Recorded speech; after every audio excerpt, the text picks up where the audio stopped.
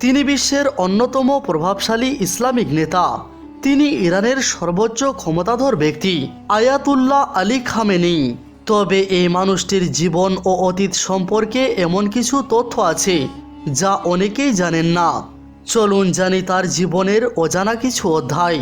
1989 সালে যখন তাকে ইরানের সর্বোচ্চ নেতা ঘোষণা করা হয়, তখন তিনি ইসলামী দৃষ্টিকোণ থেকে মারজায়ে তকলিদ ছিলেন না, অর্থাৎ তিনি ছিলেন না শিয়াদের সবচেয়ে উচ্চ পর্যায়ের ধর্মীয় নেতা।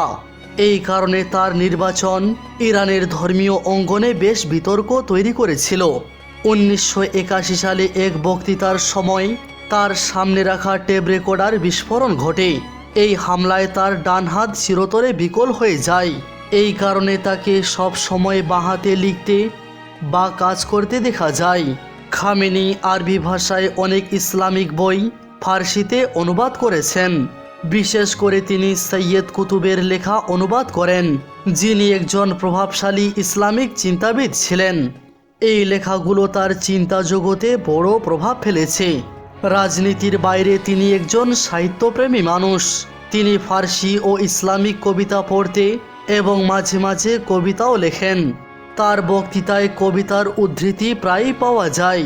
খামেনি সাধারণত রাষ্ট্রপ্রধানদের সঙ্গে সরাসরি দেখা করেন না, তবে রাশিয়ার প্রেসিডেন্ট ভ্লাদিমির পুতিনের সঙ্গে তিনি একাধিকবার ব্যক্তিগত বৈঠক করেন।